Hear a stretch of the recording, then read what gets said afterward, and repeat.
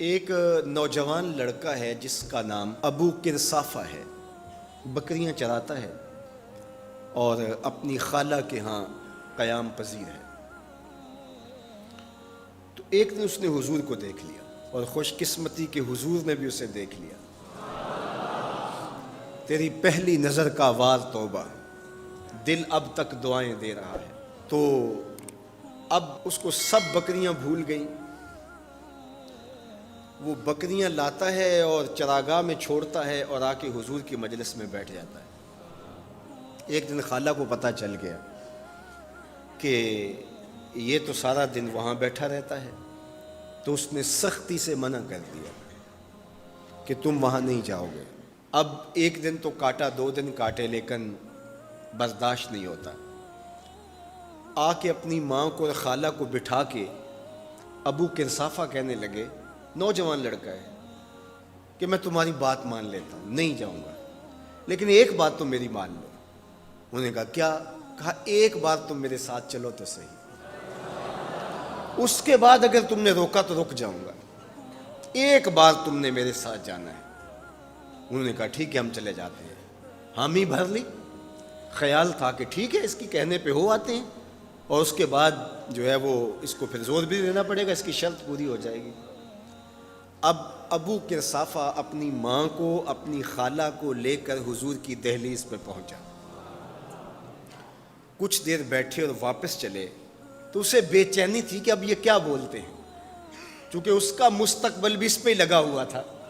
اب اس کے دل کی دھڑکنیں تھم رہی ہیں کہ پتہ نہیں میری ماں کیا بولتی ہے، میری خالہ کیا بولتی ہے۔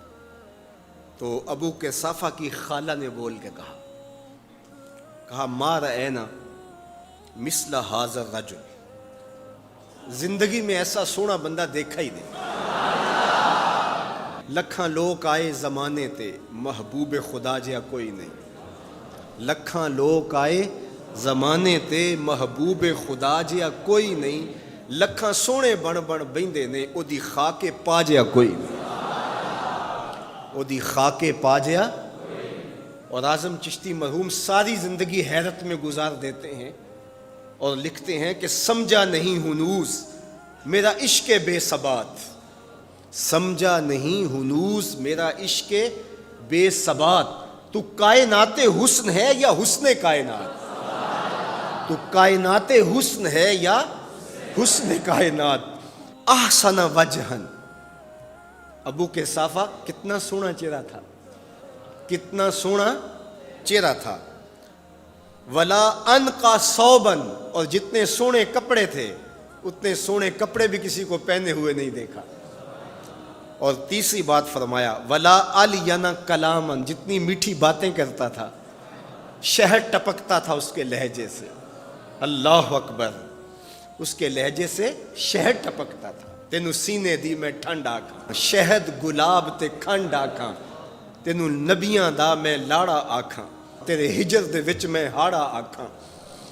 تو کہا ابو کرصافہ آج کے بعد ہم تجھے نہیں روکیں گے، سویرے آیا کر، شام آیا کر، دوپہر آیا کر، تو جی بھر کے محمد کے چہرے کو دیکھا۔ مکھ چند بدر شاہ، متھے چمک دی لاٹ نورانی، کالی زلف تے اکھ، مخمور رکھی ہن مد بھریاں، دو ابرو کوس مثال دسن، دو ابرو کوس جیتی نوک مجا دے تیر چھٹن، لباں سرخ آنکھاں کے لال یمن، چٹے دند موتی دیاں ہن کریاں۔ سبحان اللہ ما اجمل کا، ما احسن کا، ما اکمل کا، کتھے مہر علی کتھے تیری ثنا، مشتاق اکھیں کتھے جا لڑی۔ اللہ اکبر۔ ابو کرصافہ کی خالہ پہلے تو وہ کہتی تھی جاتا کیوں ہے، اب اس کی اپنی کہانی۔ سودا لینے کے لیے بازار گئے، ہاتھ اس کے بکے جس کے خریدار گئے۔